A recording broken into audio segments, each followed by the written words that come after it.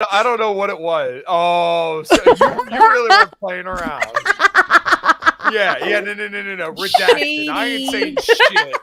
Oh my god, this is my favorite part. I basically, get people talking before, and then I'm like, oh, click, we're live now. Oh Let's get this on. Welcome to Cognitive Vigilance Podcast. I am here with Kyle and also Meredith, who is a divorce lawyer. Can you give a little bit of your background? Hello, I'm Meredith. I live in California, the Bay Area. Not in San Francisco, but nearby. I'm a divorce lawyer. I've been in family law since April of 2014. I'm old. And I'm also a libertarian member of the LP National and the LP California. Sit on the LNC as the Region 4 rep and a proud Mises Caucus member as well. Holla. She repping on my shit.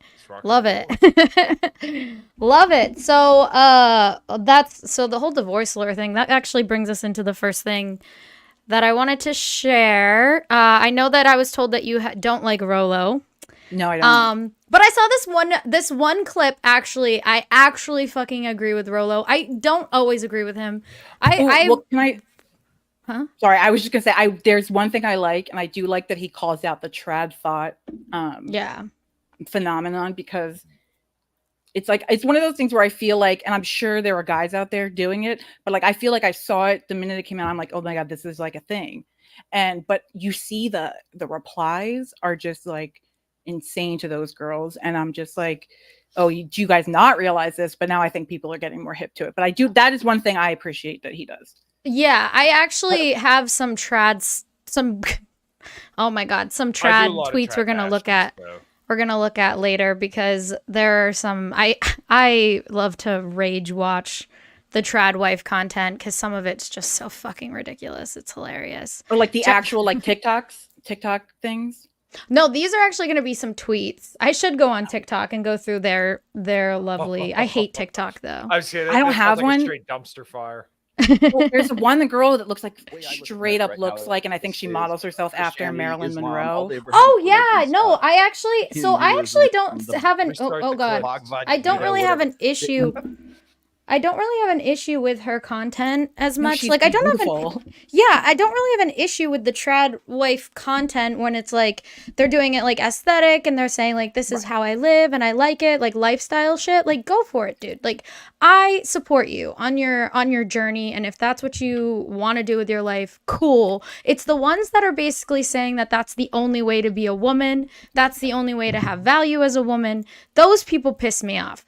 I don't really care if that's how you want to live, but don't tell me that I have to live that way in your little like nuclear family fucking time capsule that doesn't even fucking realistically exist right now. Like they're living in the past. It's not realistic. Well, it's also extremely cringe when I'm pretty sure most of the girls that I've seen tweet stuff like that are like 28, 29, and basically do like what I think what Rolo and etc. would say is they do like the cock hair, the hoe phase. They've had the hoe phase, and they've come to use it. It's an opportunistic pivot where basically they realize that they can no longer compete with their younger sisters, so they want to offer something else outside of their looks, which is the ideal trad wife, which is what a lot of guys are looking for now, because they don't want safety the 3 net. or 4. Right. And I don't think there's a problem with wanting that for yourself at 29. No, neither do I. But it's very. But you being the one to preach it and say this is what you do, and I'm like, but you didn't do that. Yeah, exactly. That's weird to me. That's the problem. Like if you're 22 and got married at 18 and have lived that life and want to say this is what to do, I might not agree with you, but I like respect it. I'm like, okay, well I see why you think that. But the girl at 29 who's like and makes it her thing, and she's not even married yet, like Pearl. Oh yeah, I know. I'm just trying to be a trad wife, Kevin. I just want to be a trad wife, but just like minus the trad and like having to be submissive. But like, can I just not work and make art all day? And like, you kind of like, I don't want a husband. I want a patron. Can someone just like pay for me to make art all day? That's what I want. I'll fuck you too. No. There's a way to have that. There's a freak out there for every woman that exists. There's some weirdo who will finance her. there is an ass for every seat. And Kevin's absolutely right. Yeah. I mean, I wish I did the same thing where I could just like get naked and make music, but unfortunately I have to fix cars too. Oh, all right. Let's check out this Rolo clip. Way I look at marriage right now is Christianity, Islam, all the Abrahamic religions, Hinduism, the Bhagavad Gita, whatever. None of us have a monopoly on marriage. Okay, so marriage was happening, or a formalization of monogamy. Social formalization of monogamy, which we call marriage. We might call it like pair bonding. We might call it something else. It might be like hand fasting or betrothal or whatever your particular contextual culture calls it. We have always done something like that to formalize monogamy in some way, because that's always been the best way to raise children, right? Of course. So because you've got, when people ask me, well, Rolo, are human beings, are they naturally innately monogamous, or are they naturally innately promiscuous? And the answer is both. They can both coexist at the same time, and maybe in different periods and different times. But the thing is that when we talk about marriage, like what really a marriage ritual and is basically a formalization of a man and a woman coming together and saying, this man is with this woman, they are paired off. Don't go break it, what God hath put together, and yet let no man tear asunder, or something like that. Okay, so you have that as sort of a formalization, but again, it doesn't have to be a Judeo-Christian kind of notion, because people in feudal Japan. My internet is trash, apparently. Yeah, I could see that. It's on this computer because it's on the Wi-Fi. Tear asunder or something like that. Okay, so you have that as sort of a formalization, but again, it doesn't have to be a Judeo-Christian kind of notion, because people in feudal Japan were getting married just as much, and they had no idea who Father Abraham was, or Isaac, or any of that other stuff. So when we talk about marriage, I think we really need to boil it down to and pull it away from religion, and not because I think. God. Wi-Fi, don't be gay. You're running a podcast, your Wi-Fi sucks. Oh, how terrible. No, it's not, because I'm wired in. So when we talk about marriage, I think we really need to boil it down to and pull it away from religion, and not because I think religion is bad, but I think that because we get our heads into this contextual thing about what is a pair bonding, what is a formalization of a man and a woman coming together, we have to really kind of like distill it down to what's the function, what's the evolutionary function of that ritual, of that behavior. So I actually agree with Rolo for the most part here.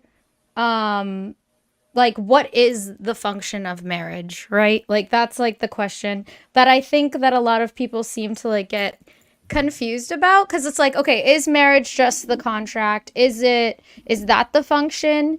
Is it the ritual? Is the ritual the function? Because if most people aren't religious, then it's not the ritual anymore. Then it's the contract, right? Or legal status. That's legal way, status. Generally, that's how people look at marriage today. Is I think they look at it as a legal status, because a lot of people, well, a majority of the country, I believe, is Christian. If I remember correctly, I think it's like 78% of the country identifies as Christian. I might be wrong in that, or it might just be like a high percentage. It might be.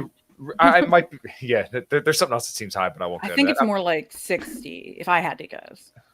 What I looked this up the other day, but I know there's a decent. Well, but there's also like, oh, I'm Christian, but I don't like. That's what I mean. But like, that's what I mean. Like, they identify as Christian. But like people, who typically are like, let's say, devout Christians, would definitely look at it as like this is a spiritual and religious bond before God. Whereas now, like, a lot of people just kind of look at it as like, okay, well, this is just like something that you do, right? It's a culturally normal thing. So like, my wife is religious and I'm not, right? But I'm not like anti-religious. I'm agnostic. But I do feel like our marriage represents, a bond of us together, and my duty, a legal status, and a duty to my wife to be loyal to her, faithful to her, and to provide for us and our future children. That's the way that I look at marriage. And, So for you, it's about the legal status. The ritual, because you're not religious, so like that aspect doesn't mean anything to you. Like, you wanted the contract and the government aspect of it, the government involvement in your love life. You wanted that.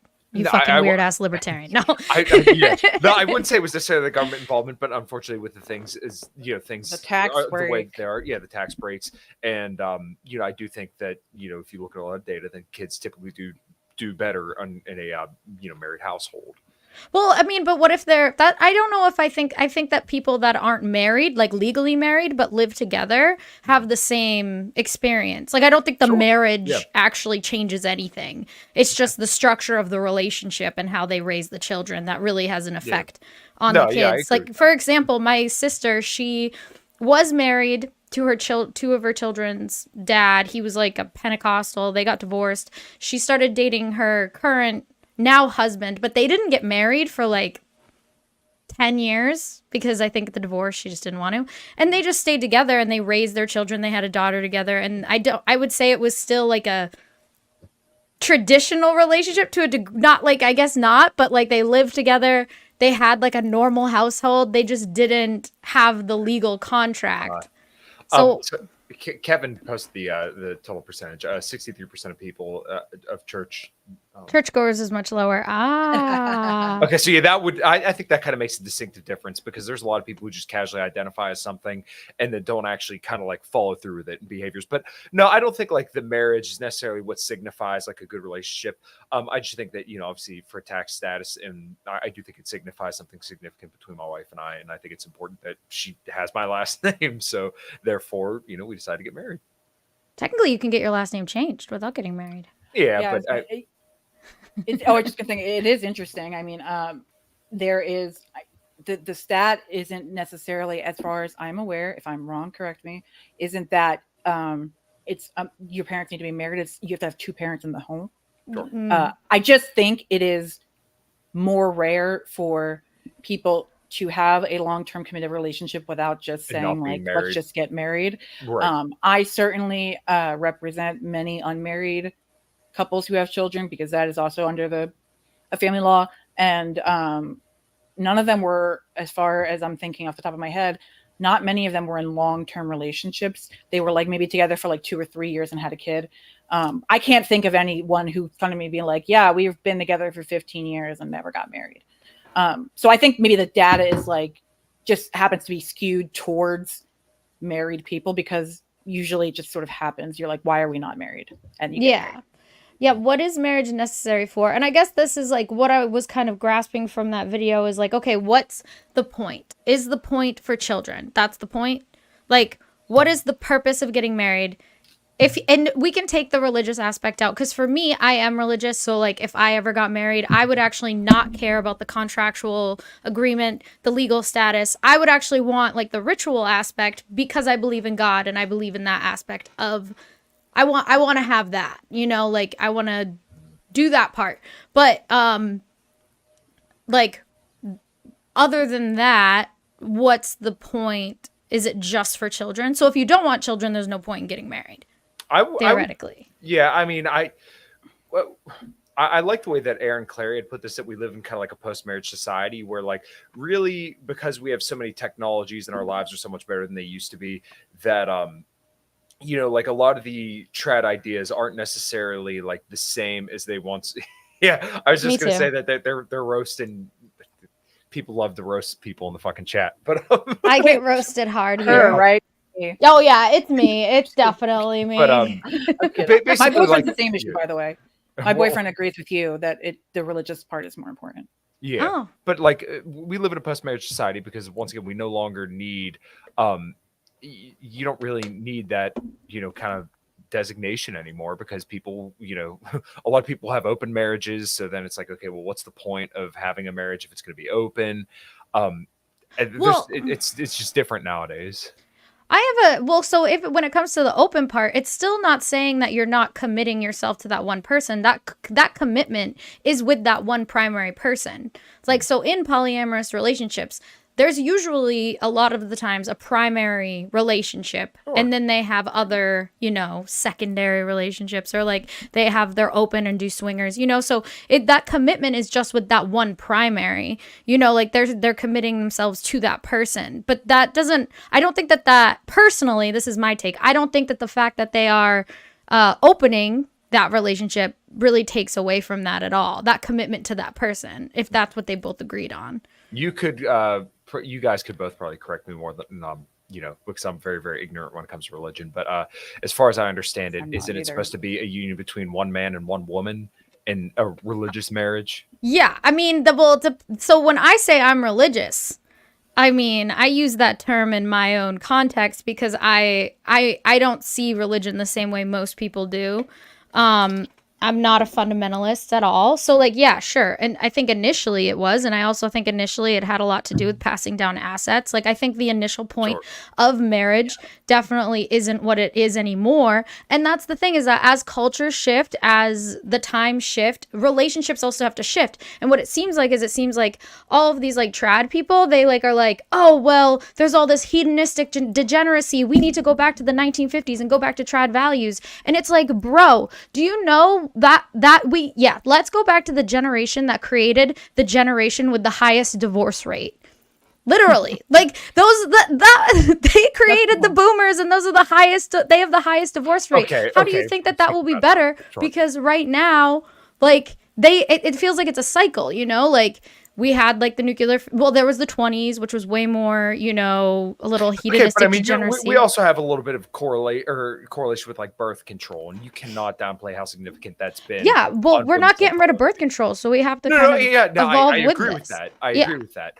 But like, I think we really haven't learned to operate in the society that we have today, where women aren't what they used to be. And I'm not saying that we should go back and women should only be barefoot and pregnant in the kitchen. I'm not saying that at all. I disagree with that, actually. But you know, I just think that we fully haven't understood the consequence of the birth control pill, having women in the workforce, and also, you know, women having as much autonomy as they do. And I'm not against any of that. I'm not at all. But like, I just think that there's bumps along the way, and you know, plus social media. And James Sexton, I literally just got off with him a couple minutes ago, but he even said, you know, if you could make an infidelity generating machine, it would be Instagram or Facebook. So like, I think that we have a lot of technologies laid before us that we just fully haven't grasped how to, you know, kind of amalgamate our reality around that. No, yeah, I think that's the problem for sure, is that we haven't fully gotten used to all the things, and people want to be like, let's just go back to the past and go back to how it was, but that's not going to happen. Not gonna happen. No. Yeah. You can't unring the bell. I will say social media in general, because I've been on Twitter since like 2011, I want to say, and early in my Twitter career, I cannot tell you how many DMs I got from guys who I would later find out were married. And when I would say, what the fuck, you're married? They'd be like, yeah, what, who cares? And I'm like, you're talking to me like very flirtatious for someone who's married. And they're like, but it's just talking. And like, I don't think any of them had a problem with it. And as far as I know, all those guys are still married. Well, they say that, do you know, what is it? Like 30% of people on Tinder are married. Yep. That's like, well, I've seen, but it does seem like there's a lot more of the like, what do they call it? Ethical non-monogamy. There's a lot more of that. Yeah. But I will say, like, it's just surprising because Twitter is talking. Like at that time, I was mostly talking about sports and stuff like that. And Instagram, like, I'm not really like big on Instagram. I don't know what she said. Stingers? Did she mean swingers? Swingers, I think. And men and women who cheated. Oh, in the 1950s for sure. Well, I mean, as far as I'm aware, unless movies are a lie, which they could be, I think they are. The men would, like, you know, go home and like get the dinner from the wife, and then they go to like their smoking clubs, and then like, you know, end up, you know, having sex with hookers and stuff on the side. But like the wife never knew about it. But you know, as far as I know, unless movies are a lie, men have always cheated. I think women cheat definitely more now. Women are cheating more than they used to, but I don't know if women always cheated. Well, I don't think that women always had the freedom to or the opportunity. Cheat. Like, yeah, well, especially because like if you were dependent on whoever, you know, you don't want to risk that loss of resources. Now women have their own resources. So. Well, yeah, and so people meet people that they have affairs with. The gym, well, they weren't really working out at that time. The grocery store, well, it's all other women at the grocery store if you're in the 1950s for the most part. Hey, so like you're really carpet munchers too. Some of them are carpet munchers. And then you were like really limiting yourself to like the milkman or the newspaper guy. Maybe. Oh my God, my grandma fucked the milkman. That's my aunt's dad. Oh my God, I love that. Like, I've never met someone. Yeah, my grandma, so not my mom's dad. She met my mom's dad after that, but her first husband was the milkman. I don't know if they ever got married, actually. I think she just fucked the milkman. She had a child with the milkman. That's all I know. So that does happen. But this actually moves on to the next thing that I wanted to talk about because we're due. Okay. Why do men cheat, right? Okay. And I saw this in particular about why do ugly men cheat on pretty women? And why is this a thing that happens? And Shu, who I'm obsessed with, and she's like my woman crush, like fucking would, even if she's a crazy commie socialist, you know, like I can fix her. I think that's what they all say. I can fix her, Kyle. I can make her better. Wait, come on, internet. Don't do that. Oh, there. Oh. I accidentally. What did I just do? I think you put yourself up as the main screen. There should be a couple screens down there. Oh, there's Meredith. Oh my God. And then you just close out your camera.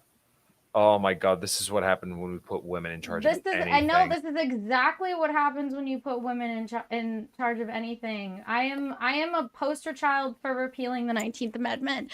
Okay. Zoom in a little bit. So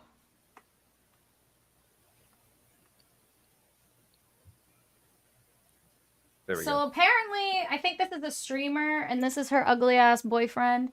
And he cheated on her. I see this same tweet 100 times. It doesn't matter how ugly or hot you think someone is, and it doesn't matter if their partner looks like a cheater will cheat at the first chance they get, and they'll do it again and again. And I think like what they're saying is that a cheater is just a cheater, and sure, that is true. But I also think there's a little bit more to this. I actually have anecdotal experience for this where I was cheated on in my last relationship.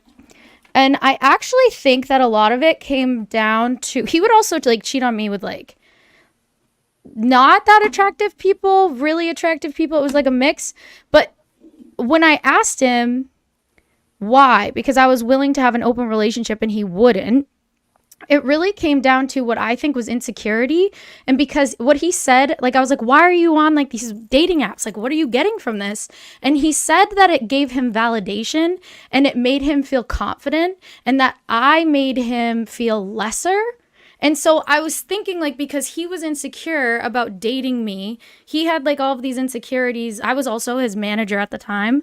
And the job that I was working at, which also I guess is like some sort of authority aspect, he had insecurity in regards to that. And I think sometimes, like for example, this girl is like this streamer, she's pretty big, and look at this fucking guy. Like, in my opinion, it's because they want to see what they can get. You know, like they want to know, like, okay, it like gives them confidence, a confidence boost. Kyle, how do you feel about this? I think men generally cheat because they're not getting laid. But that's not always true. That is the vast majority of the time. Men will cheat if they're not getting laid. How's a woman going to tell me what the fuck a man's Well, because I've been cheated on and I was fucking them. Yeah, okay. But okay, and then I guess to your other anecdotal evidence, of course, but sure. Yeah, but I mean, we were kind of going back and forth about this before we were hopped on. We were messaging a little bit earlier in the day. Is that what guys don't seem to, they're not able to grapple with is that women really don't care about your struggles. Like you can vent to them all day, and some guys I think aren't okay with that. Like they can't just accept the fact that women really don't care about what you did and how you got the house and your story of struggle. They don't care. And sometimes that's hard to swallow for people. And when you get a woman that's new and exciting, then maybe you feel like you were validated, maybe you feel like she actually cares for a brief period of time, and then eventually once they kind of get acclimated to your environment, your frame, whatever, then they begin, it's same thing over again. But it's just the way that women are. They're not going to appreciate you for what you built. They're going to appreciate you for what you continue to do and what you continue to provide for women. I don't know what the fuck you're talking about on that too. I'm telling you that's the truth. You can ask any guy in the world. But what do you, I mean, I don't know what you mean. Doesn't care what he built, because to me, your struggle and what you built is integral to your character and who you are and who you are. But no, what I'm saying is women will not validate your suffering. They don't care. Women do not care. I don't know what that means. It means that a guy feels like he should be appreciated, like he wants to come home and hear that he did a good job and that he's worthy of love and all this stuff. Oh, okay. But that's what I mean. They want validation. They want validation knowing that what they did was justified. And sometimes they don't get that. Okay, well, maybe they feel like, the new girl is going to do that. And she may do that for a period of time, but then eventually she gets acclimated. Does that make sense? Yeah, that makes more sense when you put it like that. I do think that something I've picked up on is there is, and I try to have empathy for anybody who tells me their story. Like I always tell my clients, like I could easily be representing your ex, not you. So I try to figure out how people get into these situations because I know it's, you know, it's possible for everybody. And I do think there is a theme of men feeling emasculated in some way, leading to cheating. And I'm not sure if I think that this is something that comes a lot in marriage with children, that a lot of women seem to become mom, and mom is you're running around with the children and doing all this stuff, and then she's like kind of barking orders at the husband. And it seems like that is something that I see a lot. And I have a paralegal who works at our office who's in her early 50s, and I know she's been married for 25 years. And she told me when I asked her, like, you know, what's your secret? She said, a lot of people say that they're a mother first. I say I'm a wife first. And my husband and I made sure to prioritize our relationship, you know, in addition to the children. And I think, you know, again, the proof is there. Like she has a strong marriage. Insecurity, I do think also plays a role, which kind of goes in with the emasculation, but it doesn't have to be anything. Sure. Uglier guys who are not used to getting like a bunch of positive female attention will bite on positive female attention, even when they're in a relationship. It's very intoxicating if you're not used to it. And then I also think there are just guys who are like, whatever I could get, whenever I can get it, who the fuck cares? It's just sex. Yeah. Well, it's a scarcity mindset, right? Where if a guy isn't satisfied with some dimension of his life and he happens to fixate and think that sex is his squeeze, then he's going to do whatever he can, and whatever comes his way is, you know, he's going to bite on that. So, but yeah, when it comes to like men being emasculated, I think that's because once again, they're not satisfied in some dimension of their life. And this is kind of why, as much as people throw shit for, you know, the red pill praxeology's way, I think it's good to kind of have a frame for yourself and kind of realize like, hey, I've built this life for myself, and now I'm deciding that I'm, you know, a fulfilled enough person myself to let somebody else into this life. But I think like if you're looking for, and this is going against the trads, if you're looking for your trad wife to complete your life, you're already starting off from a faulty premise, because you're assuming that like you as a person by yourself are not complete. You are complete, but you have to build that for you, and then you can decide, you know, you can develop the genuine interest in another, or, you know, develop interest from another woman for her wanting to come into your life. Like that should be your goal. It shouldn't be that like I'm waiting for the woman to complete me. It should be I'm complete and I'm going to allow somebody else to come into my frame. That should be the goal. Not, once again, you shouldn't seek a partner to complete you, because right there you're holding someone to an expectation that they could never possibly fulfill, because the equity between you two, like what you may think is a good deed, she may interpret as a bad deed, right? Like the way that we interpret interactions, attention, affection, they're not equal on the way that like I give it and that you may receive it, or that I may receive it and you may give it. So just starting off with that premise, I think, is very, very flawed. So like I said, you should be a complete person yourself and just rock and roll. I think that's for men and women. Me and Kyle were actually having this conversation beforehand in regards to, I said, men start out invisible, women end invisible. So if you know, like men start out their lives like having to like work and see, and like women usually, this is obviously a very large generalization, but theoretically word on the street, we all apparently get by our being attractive. Hit the wall. And it's easier for us when we're younger, right? But then at the end, it's harder and we become invisible. There's like a whole thing where they say after the age of 40, women start to just become invisible, right? Like theoretically, they say this. It gets harder to get attention. It's harder for women to get jobs.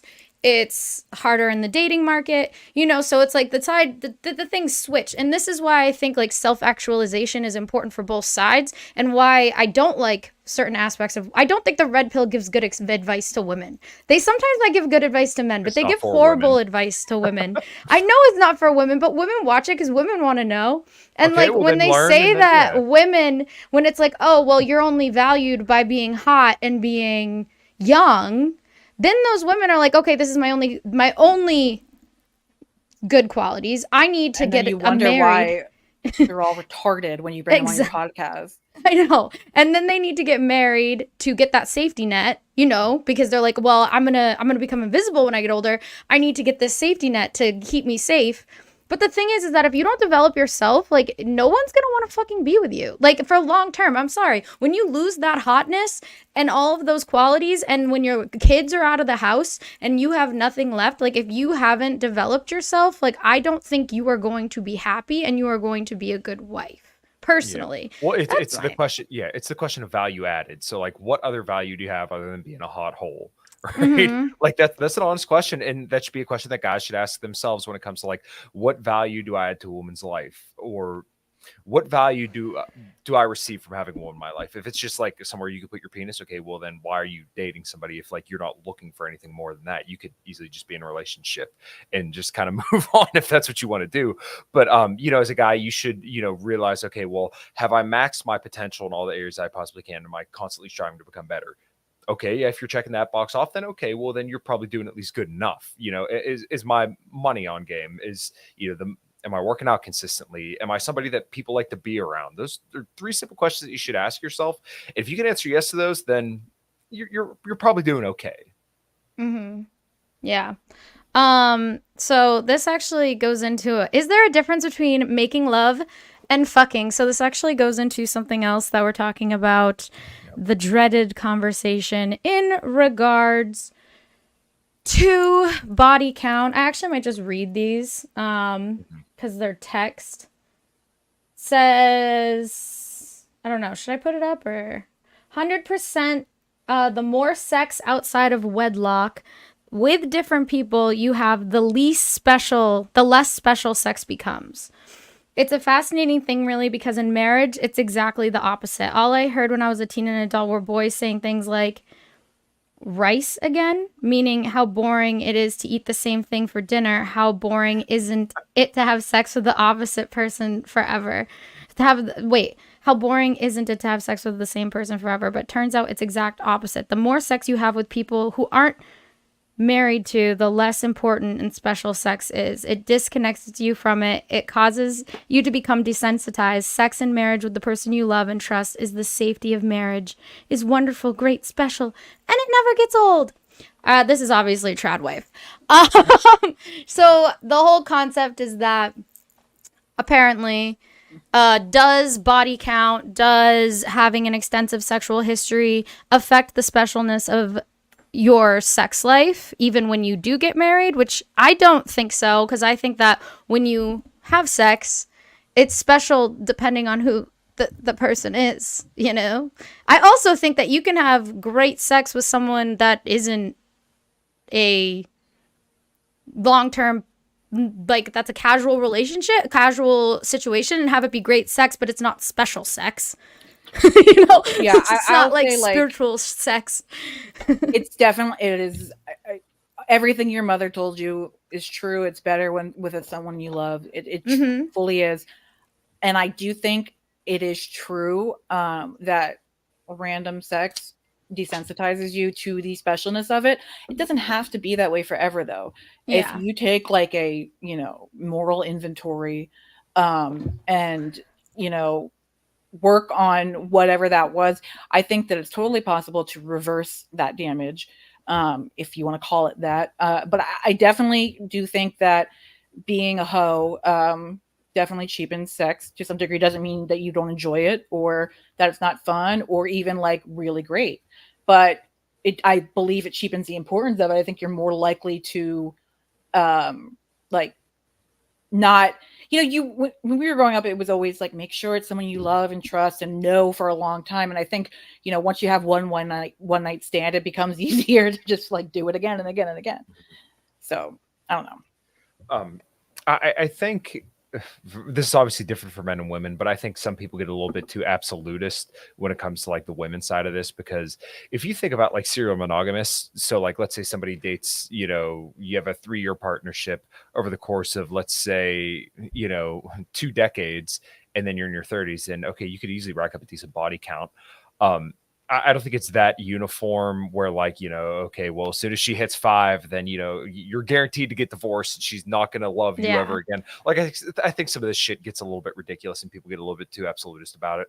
You could read the stats all day that, women with higher body counts do typically divorce more, but I don't think you should like pause. Hold on. Let me finish. I ain't done. God. There's a big caveat to that stat that nobody. Yeah, that's okay. That's okay. We can get into that.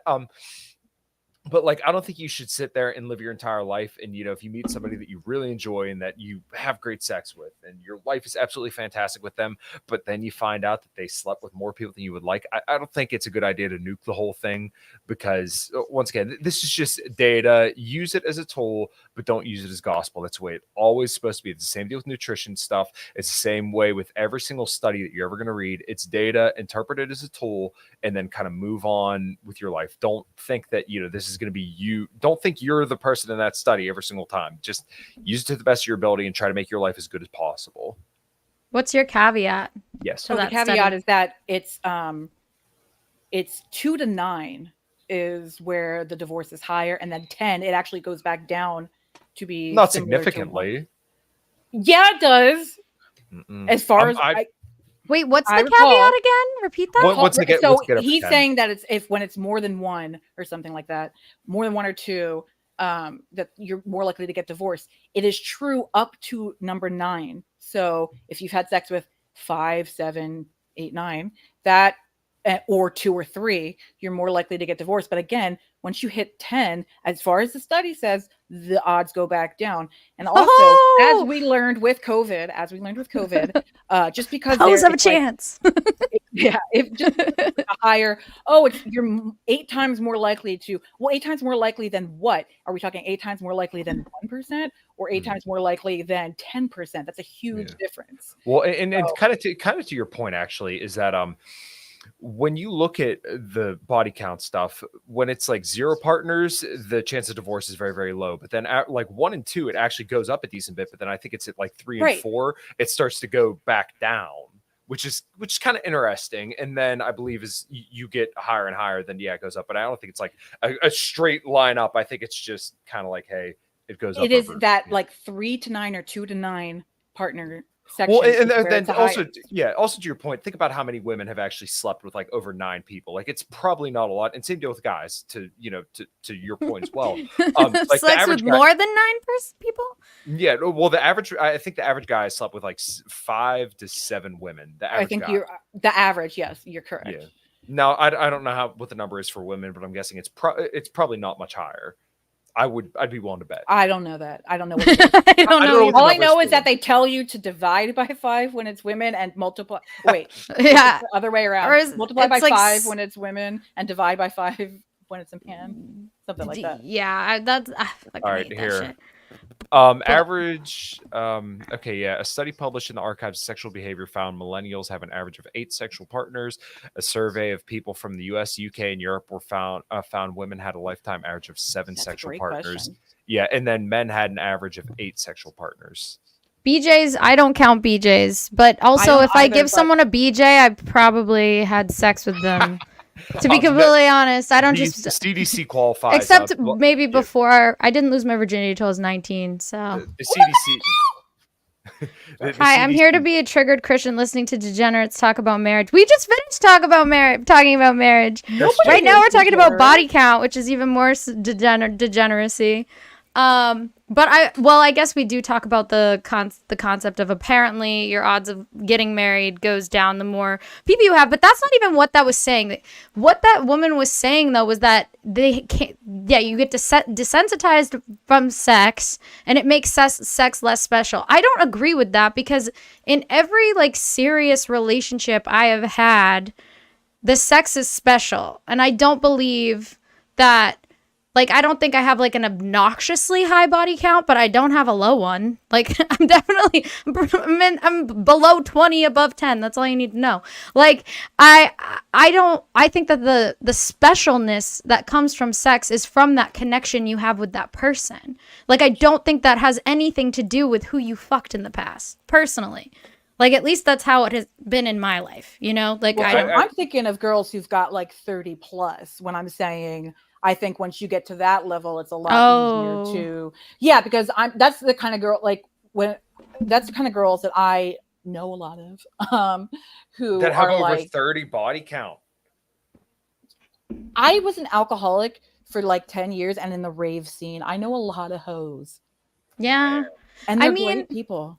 But no, I'm not. I'm just saying But yeah, no, I mean, when I say 30, I'm kind of like being nice to them. I think 50 is more accurate. How you got the time for that? But I'm saying a lot of one night stands, and I think if you do it, it becomes easier to do that. Well, and I've always been an adamant like non one night stand person. I've never really been about that life, but I wish Ryan was here to have this conversation because he's obviously polyamorous and like his partners and him obviously treat sex in a very different way. And I actually had a question because I wanted to know, does he consider sex special? Do you guys consider sex special? Do you think sex is special?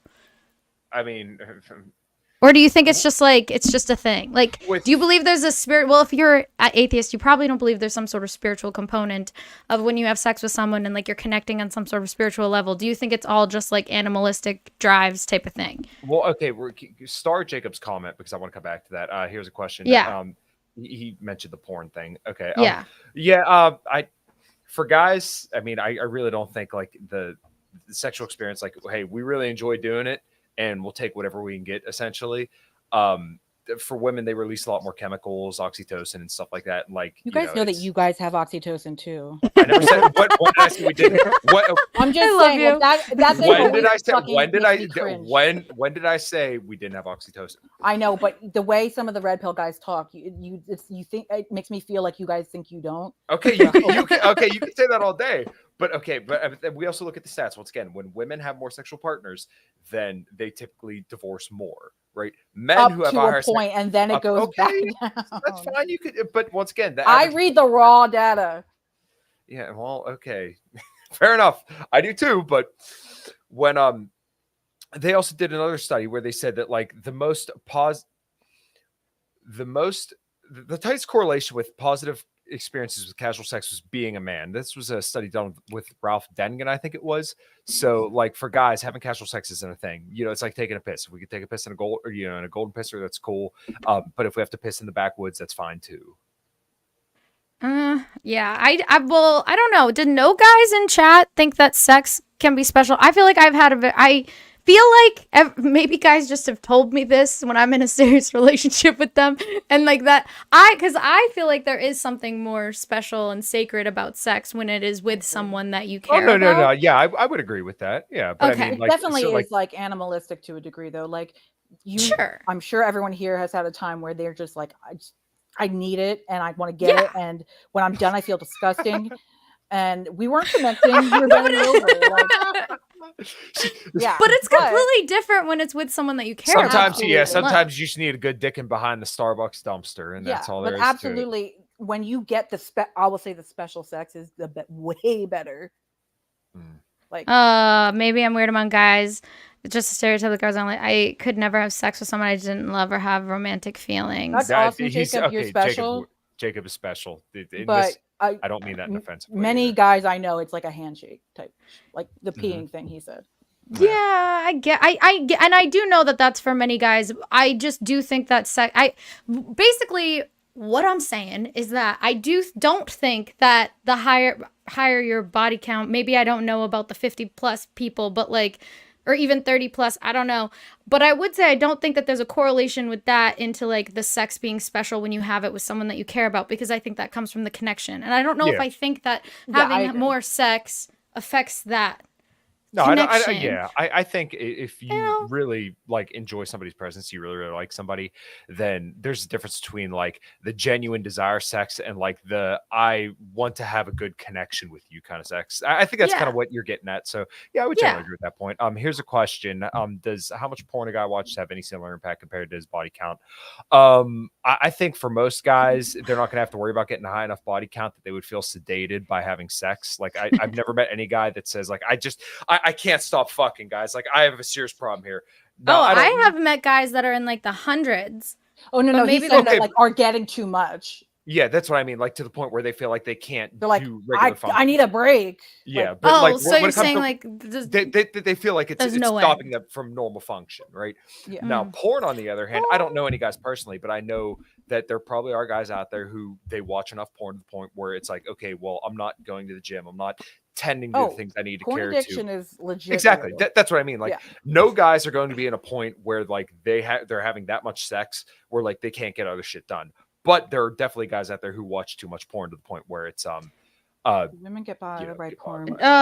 Personally, I mean, if they were watching a shit ton of porn, I would, but I don't have an issue with watching porn personally because I watch porn. And so it doesn't bother me as long as it's not like a problem. Usually, if I'm in a relationship, I would be fucking them often. So, like, I highly doubt they're going to be watching that much porn. Do you know what I mean? Yeah. But it doesn't bother me if they've watched porn or do watch porn. That doesn't bother me personally, just because I do. It bothers me when it's very frequent, because I find that men are very influenced by porn, and watching porn with your partner's cool. But I find men are very interested in porn, and I had a boyfriend who was, I mean, like, he knew all the girls' names and their like backstories and like all this stuff. And like, he would be like, oh, you know, I want to do this, that, the other thing. And I'm like, what the fuck are you talking about? Like, it's weird. It's off-putting.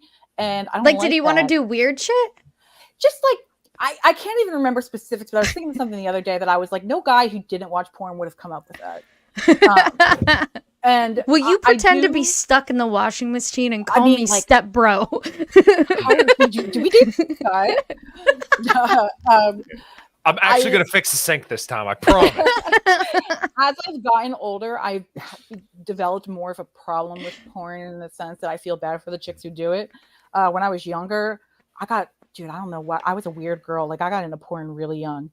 Man, those were good days. But like, I can't do it the same way now because I feel bad for a lot of these chicks because I'm like, oh my God, you're 18 years old and one day your son's gonna find you and like it's harder. And then I'm also like, were you trafficked, molested? I don't know what's going on here, but I mean, see some many of them I think are willing participants. Oh, I think that, yeah, definitely. But I do see porn addiction cited as something in divorce. I won't say it's ever, as far as I know, it was never the thing, but it is brought up a lot. And it's always the husband who has the porn. It's never the wife. Well, yeah, but I mean, that's because guys, once again, we want to get off. In our hind lizard brains, this is like, hey, you're enjoying this experience.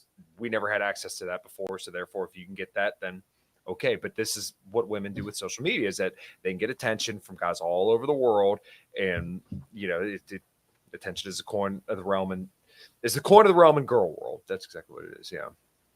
Yeah. Attention rules. Yeah. Well, yeah, exactly. So women will sedate themselves by posting ass shots on Instagram and getting compliments from guys, whereas men will sedate themselves by jacking off the porn.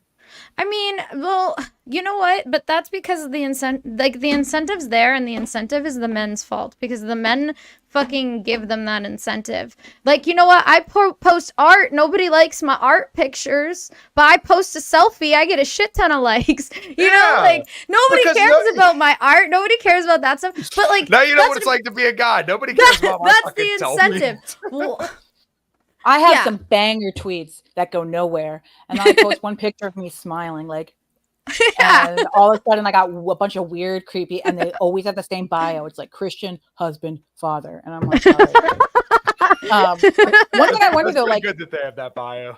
It's always that bio. And there's an American flag usually. But you know what, Kyle, I think you might know this. And I kind of got this from Gavin McInnes, like back in the day when he was starting NoFap. I love Gavin. I love him. He's so but when he would say like, you know, these guys are using porn so much that they have no desire to go out and find a chick because like they're just gonna like jag off to their imaginary girlfriend who's hotter than any woman they could get and yada yada whatever. I wonder if there's any correlation with the women who post ass shots on Instagram not going out and looking for boyfriends and stuff. Like, is the attention from online sufficient to satisfy them the way that porn is to the guys? I wonder if that's a thing. Yes. Yes. I actually would say yes for the OnlyFans girls. Also, especially because they know that they have a hard time dating. And then there's the parasocial relationship that you get via OnlyFans and all of those things.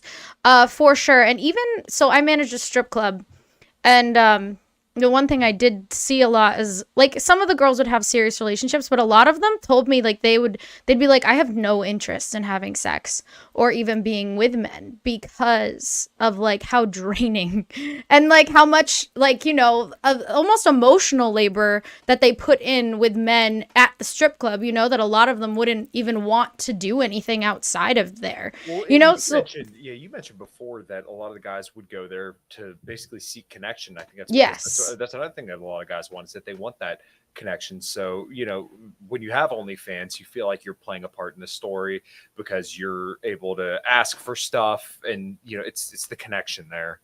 She unfollowed me the other day. I thought it was pretty funny.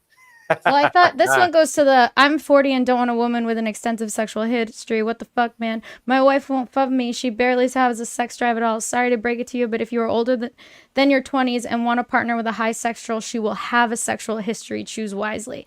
I think there might be some truth here. I agree. I think there's a lot more nuance, but no, yeah, I understand it's where nuanced. It's nuanced, but I do think that there might be some truth here. Like, because here's the thing: if you have a high sex drive that usually develops around puberty, and like those become things that you like have decide to like get to explore and stuff. I actually lost my virginity late because I grew up in a very Christian household. I lost my virginity at 19, but I feel like I was still, even regardless of that, had that sexual drive. You know, like that was 20. Yeah, see, we were actually pretty young, old. Late like everyone I knew lost their virginity at like again, 15. Like, I loved porn and like wanted to have sex. I was scared. Oh my God, I don't know why. I was so scared. Now to her point, that fucking Lizzie. I think if a woman genuinely desires a guy, then she's going to do whatever she can to lock down that guy, and that includes having sex with him. If she feels like that's the best course of action. Like I think some people are just going to be unrestrained, want to have sex. I mean, it's a primal urge in some people. I mean, it's literally in our lizard brains to do that. So yeah, I mean, you will, the guy that she wants to rip his clothes off isn't going to be the same guy that she wants to lock down for a long term. But I mean, if sometimes it is the same guy. Dude, this is another problem I have with the red pill is you men put so much more emphasis on looks than we women put on your looks. Like my friend who's like the big Rolo fan that I never said it. Well, to be fair, I never said anything about because but you'll be like the guy you want to rip the clothes off. They always they show that has nothing to. I mean, it doesn't have nothing to do with looks. That's not true. Rolo says it does have to do with looks because he'll be talking about the. Shows that like big hunking muscular guy. Yes, it has to do with looks, but I did not say that. Good Lord. Well, okay, fine, but you women don't listen. Okay, I just assume that you agree with everything Rolo says. So I just know what Rolo's opinion is. There's always this thing of like this. Oh, she wants the foam parties with the super muscular hot guy, but like, I'm sorry. And Brandy, I'm sure you're similar to me, is that like that guy is fine, but like sometimes they're not even that good at sex. Number one. Number two, the guy that you develop like love for can be dorky as fuck, but if you have that female brain emotional connection, you will want to rip his clothes off, even if he's goofy looking. And even if he's goofy and ugly and fat. That's exactly the point that I'm making. What do you think makes them high? Then what do you think that we think makes them high value? It's subjective, but I mean, there still are objective things about it. There are objective attraction cues. There are objective status cues. There are objective things to this, but it's still subjective to a point. Yeah, that's interesting. I never understood the interest men had in strip clubs, but maybe there's something to the idea that they're seeking connection. That is definitely something that I have seen, and I think it comes down to maybe, like, there would be a lot of married guys that come in, and maybe, and it goes back to what we were talking about before, like, why do men cheat? And, like, why do they cheat even in happy relationships, right? Like, whether it comes down to, like, they're not getting something from the relationship, or a feeling of, not being masculine, which is why I think I got cheated on, because I was like the workaholic person. And so I think that my workaholicness, being like all about trying to be successful, actually made my ex feel emasculated because he didn't have as much of that as I did. There's so I a do clip think from a show I bring up all the time where this woman, again, it's like movies aren't real, but fine. I've heard this sentiment repeated by actual people. Is she goes, she finds out her husband cheated, and she goes, was she prettier than me? No. Was she skinnier than me? No. Was she younger than me? No. Okay, so why couldn't it have just been me? And he goes, because she's nicer than you. And that is something I think we all know the experience of the honeymoon phase, and that those chemicals and all of that feeling in the beginning is very addicting. And I think men especially once they felt emasculated, the simple acts of like we women, I really like. I think it's fucked up how unkind the world is to the average man on like a regular basis, and it's one of the first things that got me like intrigued by Andrew Tate was when he said, you women in this room, he was talking to some women, will never know just how lonely life is for an average guy. And he like went through, okay, so he's doing that, and I'm like, oh my god, it's so true, because I'm not just gonna go be like sweet to a random guy, because what if he's a creep, or all this stuff. And then but like people, I'll walk around and people are smiling and saying, oh hi, how was your day? People don't do that to guys. I agree with that. Do you like Andrew Tate? Are you an Andrew Tate fan? I find him funny. I like to listen to him talk. I think he makes good points. I definitely think he's a human trafficker by the letter of the law, and I'm sorry for that. I fucking can't stand him. But I do agree that he makes good points. I think his brother is fine as fuck. His brother is hot as fuck. Yeah. I will agree with that. But I do think he makes good points, and I will say that is true, and I think that that's what made him develop such a following, is because he was speaking to the disenfranchised men, He was speaking to the men that are feeling like nobody's listening to them and nobody hears them. And I've told Kyle this, and I used to work as a dating consultant where I would have a lot of clients that were autistic and were men that like could not talk to women, like had a really hard time talking to women. You were running a dating service for the Libertarian Party. Just I wasn't a libertarian at the time, but I wasn't a libertarian, but I would go out and like we would try to get them to talk to girls, and girls were so fucking mean to them. So fucking mean. And I think that, and this changed my perspective on how I treat men too in like a dating situation. Oh no, where'd you go? Sorry, my dog is crying really loud. Oh no worries. He hurt his leg. But yeah, I think that changed my perception on like even just how I talk to men. Like when a guy hits on me, I am like so nice. I never am like rude or mean or like get the fuck away from me, creep. Like not that I've ever was like that, but just kind of like having a sense of like compassion for the person. You don't have to be like lead them on, but I think having compassion is super important, because especially like I know my clients, it would take them so much to build up the confidence to just go talk to a woman, to just go fucking talk to them, and then to have that woman be a cunt to them. Oh my god. And I would just want to go punch her in the face, because like you couldn't have just like, all he wanted was a conversation. He wasn't trying to marry you. He just needed someone to be nice to him. That's all he needed. I mean, I think it's a good thing for guys to kind of be outcome independent, where they realize like, hey, if I go up and talk to this girl, then I could get shot down, but at least I went up and I tried, because as cliche as the saying is, you miss 100% of the shots you don't take. Like if I didn't go up and talk to my wife the night that I met her, then I wouldn't have a wedding ring on my hand right now. But I think it's important for guys to at least develop that confidence, and it is a skill, and it is a little bit nerve-wracking, because you realize like, hey, I could get shut down, and this could mean, to my lizard brain, go ahead, do a shot, that my genes don't go on to the next generation. But fortunately, we're able to meet and connect with people on a large scale now, and like online dating has essentially removed a lot of like the initial difficulties. But I still think it's better for guys to go out there and meet somebody in person rather than online, because you can at least gauge someone's like desire, and like you just know a lot more about that person meeting that person face to face, and rather than have to buffer through texts and then build up this like image of who they are in their head. It's much better to just know the person physically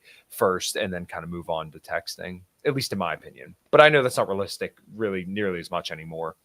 I do think we, like as women, definitely underestimate, and I get to go back a little bit to the cheating thing, underestimate that the amount of men. I will say, like, there's definitely those men who are just like, I just want a hot slut to fuck when I'm cheating. But I think a large number, I don't know how large, I don't know if it's larger than the other one, are those kind of guys who just really want a connection. That's why, I mean, I think that, what's her name?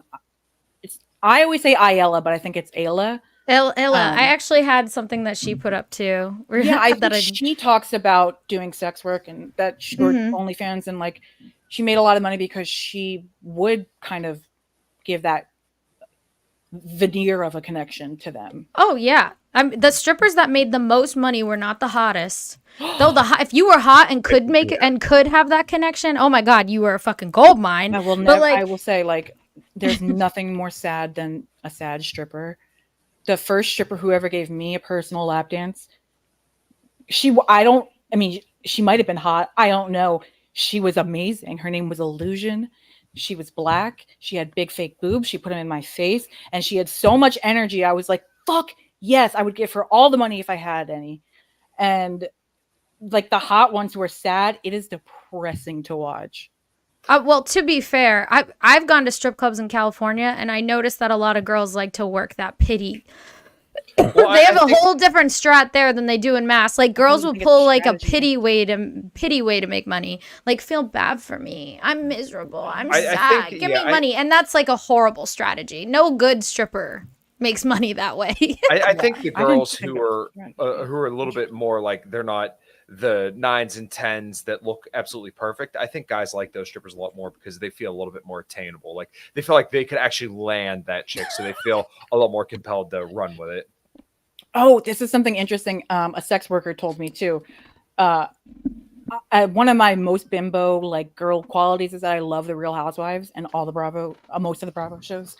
And they were like, oh, I wonder if this one is a sex worker. And I was like, she's like 47. She's probably not a sex worker anymore. She might have been when she was younger. And she goes, let me tell you, the ones who make the most money are the ones in their 40s, mid 40s, because men, they've developed, relationships with their clientele. Also, a lot of men don't like to be seen out with a girl who looks like they're going to be her daughter. It's like an obvious thing. And at some point they do want to have a conversation, and it's almost like the well-educated hooker type thing is like a legit thing, it seems. And he said, she said that she was like 23. She's like, I don't make anywhere near as money as like the 45-year-olds. Yes. Okay. So this is true. Our highest making stripper, she was hot though. She didn't look like she was like in her mid 40s, but she was a grandmother, and she did not look like it though. She looked like pretty hot, but she was our top girl. And I do think that came down to, one, she had a personality and intelligence. And so this actually goes, back to my next thing, because I've been seeing a lot of discussion on this in regards to that men don't care about intelligence in a woman, that it's not an important value. And I fucking disagree. And I also don't think that's true. Like, Kyle, you can tell me if you think I'm wrong, but I genuinely think that You're wrong. You genuinely don't think men care? I don't think so. Because then how come when they go to the strip club, those are the girls that they want? They're not. No, continue. They don't. I did just want to say you're wrong just to see you freak out. So. Well, I want to know what. Go ahead. Well, you got something to pull up. Go ahead, pull it up and let's discuss. Okay. Well, do you actually think I'm wrong, or are you just trolling me right now? I think for the most part you're wrong, but wait, you're saying that you don't think that Kyle's saying he thinks that they don't care? Yeah, no, that they don't. I'm saying most guys do not look at a woman and think, wow, she's really attractive, so I think I want to fuck her. No, guys look at, once again, the looks are going to be what gets you in the door. It's not the general attractiveness. It's just like, if you think you have a connection with that person and you think they're like a good, I don't even want to say like a good bet for paternity, but like they're at least remotely pleasant to be around, then generally the guy's going to be all right with it. Is there a point where it's like, where it would be a problem? Like, if she's like an 85 IQ, you're out, but like she doesn't have to be a 140. I think depending on the guy, she can't be smarter than him. No, but I mean, like, so like if a guy were to, let's say if you were in that 95 IQ range, or let's say even lower than that, God forbid. Yeah, well then, like if a lower IQ person for you, you may be able to tolerate that, but like I don't know, if you have a higher IQ, you probably don't want to date somebody that's like generally way below you. But for guys, they're not going to be as concerned about it as I think women would be. Women probably want a guy that's a little bit more intelligent because he can do a little bit better for them. But like as a guy, like my penis does not get hard because a girl read Ayn Rand and understood every word. Like I don't care about that. I don't know. I think I got a lot of dicks hard in regards to my knowledge on economic theory at PorkFest. It was probably the low cut shirt you were wearing. It wasn't the fact that you were reading a book. I don't know if it's because I'm not like super hot or something, but I've had a lot of guys tell me that they are attracted to my intelligence and the sports thing they like. But like maybe it's because I'm not like a 10. So they're like, oh, this is giving you some extra points. But I don't know. Okay. You realize that if you're a smart man, most women are comparatively dumb, right? It's not an insult. Innocence and naivety is part of a female charm. The more intelligent a woman is, the more manly she will behave, which is by definition unattractive. So yeah, I mean, I think that men do. So here we're talking in generalities. Obviously, everyone's different, but from what I've experienced and what I've seen in the fucking world, it seems like men do want intelligence, but it's obviously if they have other things, it's not like the only thing that they care about. You can't bring up Jacob's comment, but his comment's hitting. Sorry. What do you say? Dude, my wife told people at our church about how Israel isn't innocent, and I wanted to take her right there. That's not on topic, but I just not have on to topic. say, I literally said we're not talking about that this entire fucking stream. I just read a comment. Okay. I'm sorry. I don't even know. Oh yeah, and then this says disclaimer, this man does not speak for all of us. Yeah, I mean, I think that there are a lot of men that do value intelligence, and I also think that because if you're only dating someone for like, okay, what would you value instead of intelligence, Kyle? I would say overall probably like pleasantness. Like if I come home and I don't being have to pleasant. Yeah, like if you're actually enjoyable to be around, charm. But I think charm takes intelligence to a degree. No, I don't think charm takes intelligence. No, I don't think that's true at all. I don't think that holds at all. I think like because I know plenty of stupid people, and even people who legitimately were like retarded, and I don't mean that in like, hey, you're a fucking idiot. I mean that like literally they had mental incapacities that were absolutely phenomenal people to be around. So I guess I'm thinking of charm as something specific, maybe. Well, I mean, like charisma, but sometimes I guess you don't have to be smart to have charisma. No, I don't think you have to be smart to be charismatic either. I mean, I guess I'm talking about like a certain level. I'm not talking about exceptionally smart, but you have to have a certain level of intelligence. Yeah. Sure, but like I said, in my mind, I think it would be relative, as in like if you're 130 IQ, you're probably not going to want to date somebody that's like 85, but like in the let's say 95 to 115 range is going to do perfectly fine for you. But then maybe if you yourself are like 100, then maybe 85 to 100 is going to be fine for you. And these are just rough numbers. This is just me spitballing, nothing to back this up, but that's just my thoughts. Like once again, you're relative. I think a man definitely won't want a woman that's smarter than him. I've noticed this. So like if you're smarter than them, they don't want that. They would prefer you. Some of them do. They see an opportunity.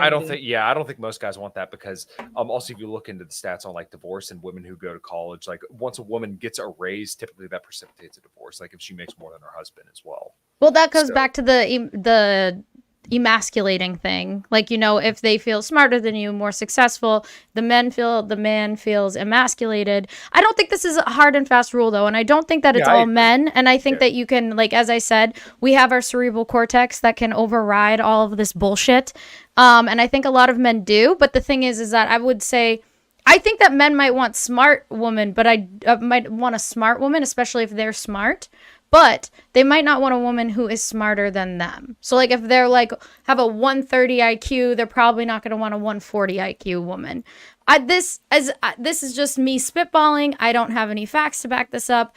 Just like from what I've seen, guys would prefer you to just not be smarter than them. They might want you to be smart. They don't want you to be retarded, but they don't want you to be smarter than them. Well, I think it's because like when you look at IQ research, then you're going to find that like most women, and obviously IQ is in everything there is to intelligence. Yeah, exactly. But like you have, for women, most women kind of fall in the average range. and then you have a lot of dumb guys and you have a lot of smart guys. Like there's no real middle range for guys. Like they're going to fall kind of on either end, whereas women just kind of retards and geniuses. Exactly. So like where like if you meet a really smart woman really smart woman, Jesus, if you meet a really smart woman, then it's kind of like if a woman meets like a 7-foot guy. Like how many 7-foot guys do you see? It's pretty rare. Like my father-in-law is 6 foot, I think 6'8". You don't see many 6'8" guys walking around. So I love this. You're like, dude, seeing a smart woman is like a rarity. It's like seeing Bigfoot, bro. Like, fuck. We're speaking in generalities and averages. I'm not saying that women are retarded. I'm just saying typically there's a lot of stupid women are midwits and men's are either retards or geniuses. Perfect. She summarized it perfectly. Oh, okay. I will say though, I mean, I've had a lot of guys tell me that they like the fact I'm smart. Maybe they're trying to get in my pants. Who knows? They're probably trying to get in your pants. It's come up a lot. I would say right now, 90% of the time. Well, right now, my current boyfriend is the first one that I can definitely say is smarter than me, and I fucking hate it. I always thought that that's what I wanted, and now that I have it, he has the voice of an angel. He does. God, I know you like him better than me, which is really upsetting. We should talk about that later. But, it's actually really annoying, and I'm like, why did I want this? Why is it annoying?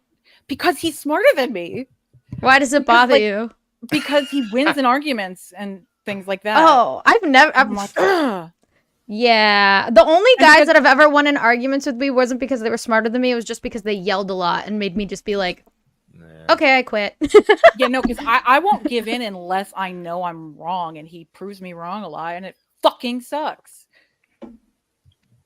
They lied. More than 90% lied to her, says Billy. Wow. Okay. Right. Billy. Women don't. I saw this and this kind of triggered me, but I also might be autistic. I might be one of the autistic weird ones. But it says women don't actually have deeply held beliefs, save for the really autistic weird ones. They will just become a mirror of your opinions if you fuck them. If they're single whores, they're going to reflect the zeitgeist of the most safe opinion. I think that's. I'm going to be honest. Correct. I think that's generally that's more right than it is wrong. Yeah, I maybe for the majority, it just doesn't resonate with me because I think a woman who's really into her guy will eventually start to take on his habits. So that's not to say that she's going to reflect him, completely, but I think that like eventually she starts to assimilate towards his beliefs and his habits and stuff like that. Like his opinions, I would say no. I wouldn't say opinions, but like generally, you'll find that they kind of default on one another. Like, as in, like their beliefs are going to line up as you spend more time with somebody. And I don't think that's necessarily like a woman man thing. I think it's just an effect of like, hey, I admire this person, so therefore I'm going to start reflecting their beliefs because they believe in.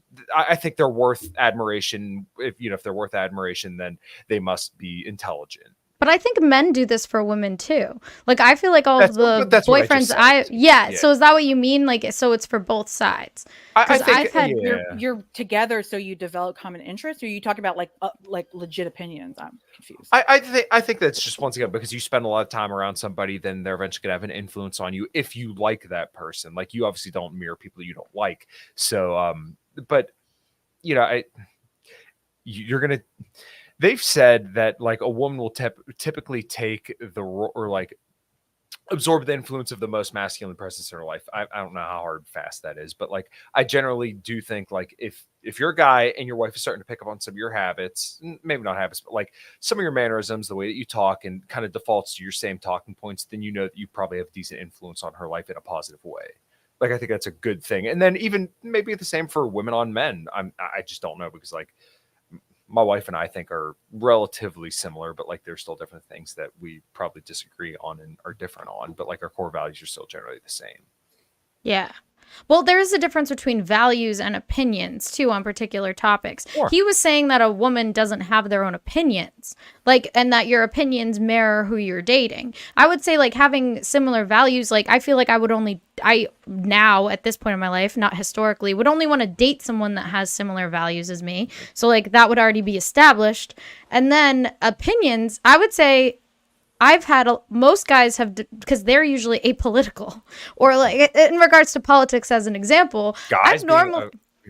I've mostly only dated apolitical men for the most part. So usually they would take on more of my, like, we would talk about stuff because I'm a nerd about it, but mostly they would honestly start to just be like, oh yeah, like your ideas make sense, you know, and they would start to emulate my ideas. So maybe it's like whoever has the most knowledge on that particular topic, or if you're having those discussions, for me, I wouldn't mirror someone's ideas just because they have, like, just because I'm dating them. It would have to be via evidence and them proving to me that their ideas are correct. I think if you really admired somebody and spent enough time around them, then I think you would probably no, I mean, like, maybe not something that would necessarily be like evidential. Like, I don't want to say religion. Can you believe? Yeah. No, can't believe it at all.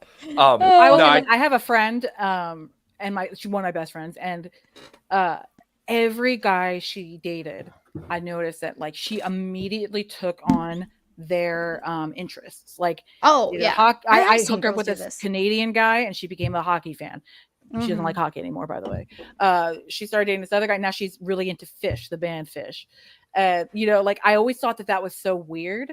However, I will say, like, she's been in a lot of great relationships, so maybe there is something to that. I think I am one of the weird autistic ones, so I gravitate towards guys who have similar opinions to me. I probably used to say I could date, you know, like a dorky lib, but I don't think I could anymore.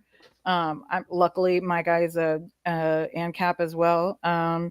But yeah, I forgot what I was talking about because I'm a dumb woman.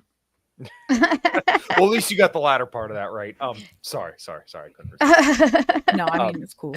No, I have dated, I have seen a lot of women that do that for sure. I'm not saying that this is not 100. I don't think that was 100% false. Yeah, that's why I said I think it's more right than wrong. I think the last sentence where she said that single whores are will just marry the zeitgeist. 1,000% true.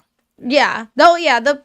Well, that's if they don't have a developed sense of self already. I think that comes down to just not having developed critical thinking skills, not having developed the ability to make your own opinions. I think, and like, so it says like the weird autistic ones, are those just the people that have actually developed critical thinking skills, like, and have figured out how to formulate their own opinions on their own?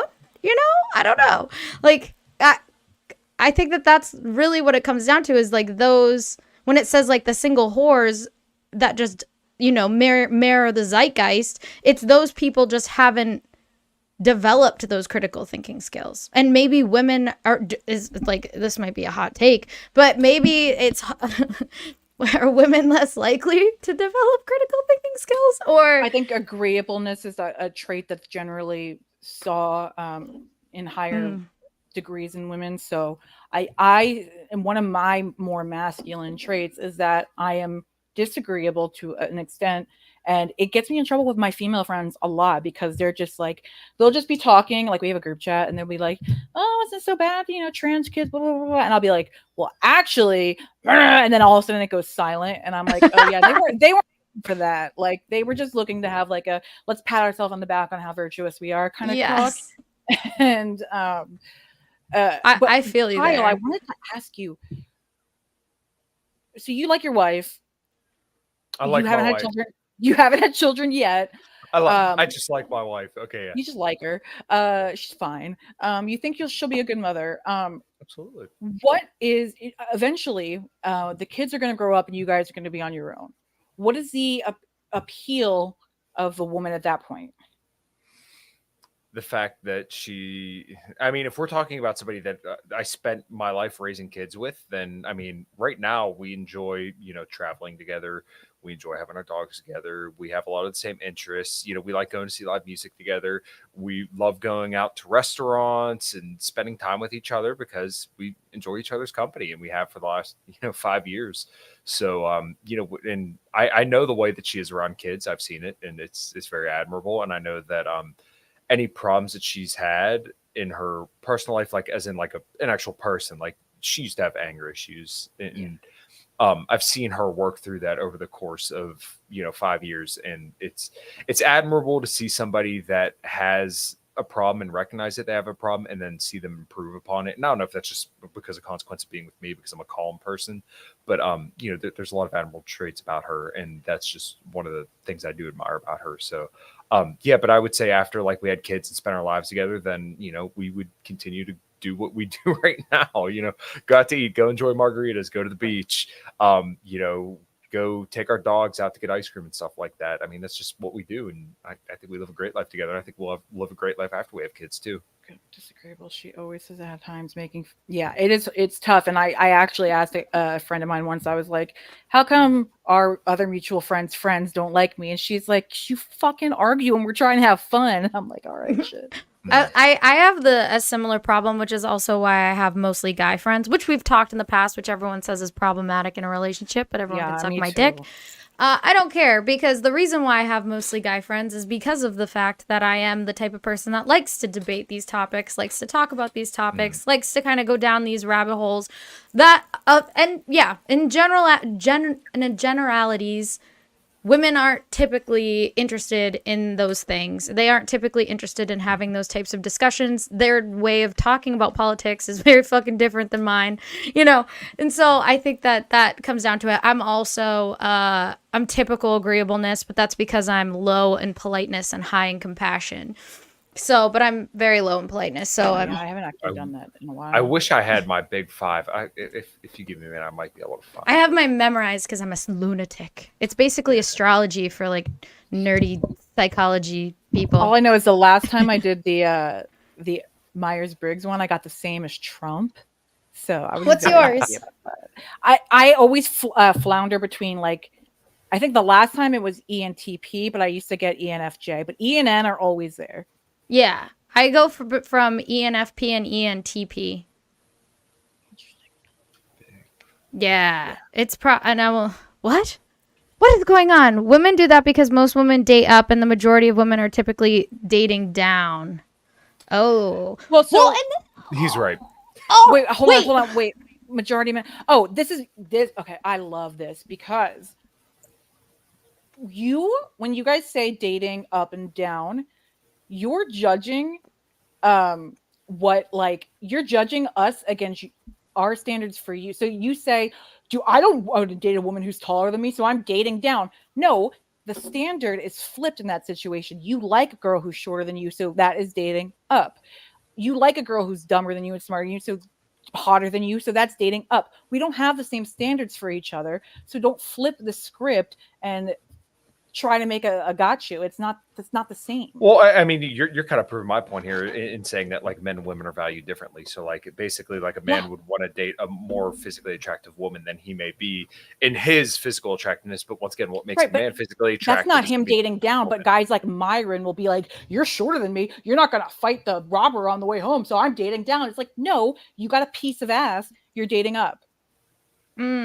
I don't think just because you have a piece of ass means you're dating up. I mean, it just depends on how. It just depends on how you're looking at it. There's a value exchange that is about equivalent. Yeah, there's a hierarchy of everything. So like what does it mean? Majority of men are typically content in dating down. When they say dating down, are they only talking about appearance? A woman. I think they're talking about, he's talking about socioeconomically, physicality. She can't beat up. She can't protect me. But what she can provide, you're looking for the other things. I think the asking women to defend you thing. Sorry, Billy, I got way high. Yeah, I think even that's okay. Yeah, I think even like bringing up women. Oh, a woman's not able to defend me. Well, yeah, she's not designed to do that. Like if you need a woman to defend you, then you should probably ask. Yeah. You should be asking some other questions.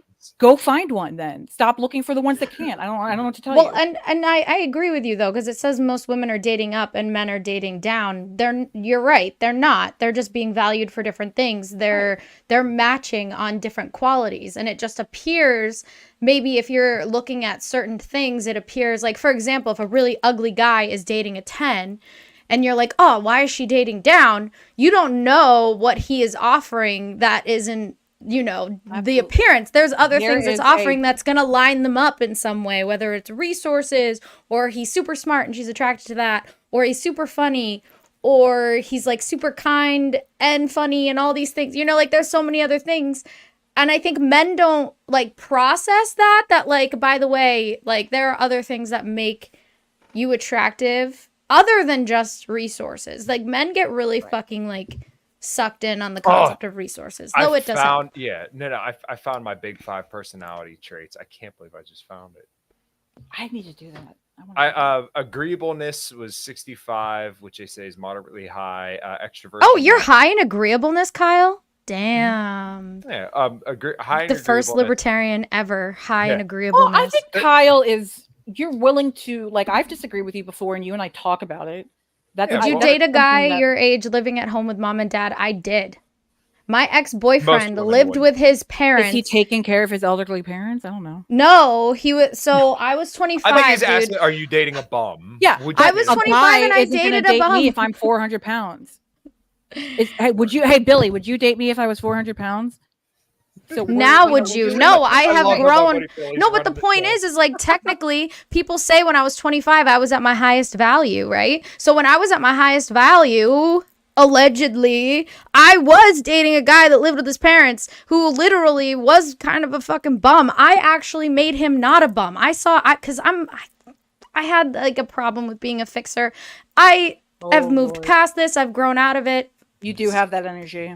I thought I could fix people, and like I would see potential, and I saw potential in him, and I like wanted to nurture it, and I did. I helped him get a great job. I helped him like get all of these things, like get his life together, you know, and like, but it ended up that he was the guy that cheated on me all the time, ended up being abusive, and there was a lot of other problems there. But like I think that there was an aspect of me helping him actually emasculated him, and I didn't realize that, you know, at the time I was young and retarded. But now would I? Absolutely not. I'm not speaking of the past. I'm speaking present. No, I wouldn't. Obviously not. So, hold on. Weight doesn't matter to the majority of men. What? As somebody who has been between like a size, I got as high as a size 20 at one point in my life. It fucking matters. Don't tell me it doesn't. I love how he's running the chat. This is so funny. I love you. I don't know who you are, but I'm sure we were friends. But you're crazy. Yeah, Billy said he's like a childhood friend of mine. Kyle, weight doesn't matter to the majority of men. Obviously, I never said. No, but can you like what? Where did this come from? What are you saying, bro? Well, I will say men have gotten this rap that they like only want the Victoria's Secret model. They would a wider range of body types are acceptable. Oh, for sure. But like to say that they don't care about weight at all is bullshit. That's baloney. I would. Yeah. Women are looking for someone who has something to bring to the table. They want someone equal or better, not trying to keep someone. Right? I agree with this, but I think that men also want someone equal or better in a different scale. We're grading on different scales. Mm-hmm. So and that's the whole point, is that men and women are assessed differently. If a man was looking for somebody who earned more than him and blah blah blah blah, I'm sure that man could find I would agree with that's Billy not what here. They're usually looking for. A fat girl could get a lot more sex than a fat guy. I would agree with that. Oh, that's true. Well, how much? What does the fat guy have to offer? What else? Because women are attracted to different things than men. So is the fat guy you're not lineman fat, or is he video gamer on the couch fat? It's a different type of fat. Most fat guys are video gamers on the couch. Well, you know what? Actually, I should take that back, because they only consider 12% of the U.S. population to be within metabolically healthy. That's the word I was looking for. Oh Lord. Phrase. Yes, that is correct. Though, a fat woman generally, because men are freaks. There's an ass for every seat. All we ask is where. Oh my God, I fucking love Billy. Because there are feeders out there, male feeders who like make the women like 700 pounds or whatever. I don't think that there's many. I mean, I'm sure there are some female feeders, but I don't think there's okay. All right. See, what does he have to offer? Yes, because women and men fucking okay. This is what I'm saying. All right. Why are you not grasping this? What men? I love this so much. No, because what men are attracted to and what women are attracted to are different, because we are different. We are different. Everyone can agree. Men and women are different. Correct. Right? We're all on the same page here. No, I would assume exactly the same. No difference. And that's so a fat guy. Yeah, if he's fat, can get women still, as long as they have other things to offer. Yeah, women that guy who's like fun and funny and like takes a lot of shots at the party. That guy gets laid. Yeah, for sure. But like, I'm not saying he's going to have the greatest sex life ever, but I'm saying that there are women that will 100% be attracted to him. They're not going to be fucking 10s, that's for sure. But like, he will get women of a certain caliber. But here's the thing, like, if a really fat woman, that's her, like, in most men's mind, that is her main source of attraction. You guys already said that a guy isn't attracted, most men aren't attracted to intelligence and all this stuff. So no matter how smart and cool she is, it's not gonna fucking matter if she's super fucking fat and ugly, because those are the things that men are attracted to. Men are attracted to different things than women. I will say that there are the men who like that. I mean, it's, for sure. I'm not saying it's common, but there are, and I don't know that there are as many like female fetishists of fat guys as there would be like the other way around. Yeah, I mean, I think it's just because women don't like fetishize sex nearly as much as men. Yes. Unless it's like violent stuff. So yeah, in that sense, women do look up a lot of violent porn. Was this your only? This is all it took? I wanted a woman who wanted to stay home and raise kids plus homeschool. Okay. Was that like your only defining thing? I know. Yeah, no, I mean, that is what most libertarian guys want. Does weight matter as much when you're young, or it's just a blowy? What does that mean? I'm a little confused. What do you mean about blowies? Like a blowjob, or like in my opinion, in my opinion, weight always matters. Like you probably shouldn't be a fat ass ever. Oh, like would you just get a blowy from them? Yeah. Is that what you're saying? Is that what he's saying? Like, does weight matter, or just a stereotype? I've had one night stands with bigger girls, but you know, they just don't stay. That's all. You know, if they're like a moped, riding once, get rid of it. I don't know. Hey, as a I shouldn't have put that up there. What did it say? Did he make fun of me? Was he calling me fat? No, he said there are types of men that like big white girls, but I can't say what kind of men they are because of Twitch. Oh my god. Yeah, well, I don't know. I think that we are at the tail end, though. Thank you guys for hanging. And Meredith, thank you for coming on. It has been a very fun convo. We actually won't be having a podcast next Thursday because my show is next Saturday. We sold the fuck out, even though everyone tried to cancel me because I'm allegedly fat phobic, but it doesn't fucking matter because we sold out anyway. And I won't be able to what stream. Kind of show? I produce burlesque shows, so I produce variety burlesque shows. It's like a whole, thing. I guess I can see how fat phobia would make sense.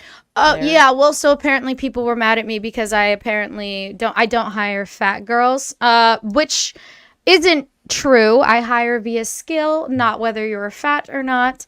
But people, like if you were a super talented fat girl, I would hire you. I just haven't seen one yet. That's all I'm gonna say. They work, man. That's hard. Yeah, and so the next show is October 21st at Sonia in Cambridge, and I'm super pumped. And Kyle, you got anything you need to shout out? This weekend, A Common Crown is going to be playing at the Sierra Shriners here in Harmerville, Pennsylvania. It's going to be a really, really good time. It's the first time we played on quite a bit. We got one more show coming up at the end of the month as well at Woodpeckers in New Kensington, if anybody's familiar with out there. Just finished my conversation right before this podcast with James Sexton, which was absolutely awesome. 2 shows coming up next week too, as usual. So yeah, that's all I got going on. CommonCrown.com and Liberty and Health 5 till midnight and here. Meredith, you got anything going on? No. But despite the recent drama on Twitter, fuck all that shit. Join the Mises Caucus, join the LP. Ooh, my girl. My boyfriend is working on a membership drive right now because is he Mises too? He is Mises. He's the California chair of the Mises Caucus, chair of California Libertarian Party. All those libertarian lovers. Yeah. Get in on it. Don't listen to the Josh Mike. That's goofy, dumb shit between ex-friends. Who cares? Join the Mises Caucus. Oh, I fucking agree. I think all that libertarian drama is super fucking cringe. And you know what? I'm going to say it. It's fake and gay, bro. It's fake and fucking gay. Fake and gay. The stakes are so low that they blow up the fights to be that big.